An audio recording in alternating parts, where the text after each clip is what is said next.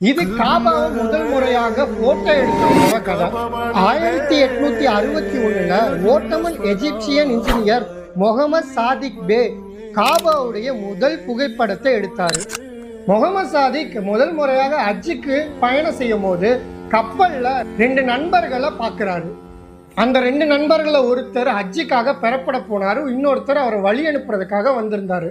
அப்ப வழி அனுப்ப வந்தவர் தன்னுடைய நண்பர்கிட்ட உஸ்மான் நபி ஸல்லல்லாஹு அலைஹி வஸல்லம் என்னோட சலாம சொல்லிடு அப்படின்னு சொன்னாரு. இன்ஷால்லா கண்டிப்பா நான் சொல்லிடுறேன்னு அவர் வாக்குறுதி கொடுத்துட்டு கிளம்பினாரு.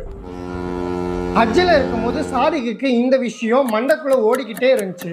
இது மாதிரி தானே நிறைய முஸ்லிம்கள் தங்களுடைய பொருளாதார சூழல்னாலும் உடல் பிரச்சனைகள்னாலும் காபாக்கு வர முடியாம இருக்காங்க அப்படின்னு யோசிச்சாரு. உலகத்தில் உள்ள எல்லா முஸ்லிம்களும் அந்த காபத்துல்லாவை பார்க்கணும்னு அவர் ஆசைப்பட்டாரு. ஹஜ்ஜிலேருந்து வந்த பிறகு ஒரு நாள் அவருக்கு ஒரு ஐடியா வந்துச்சு.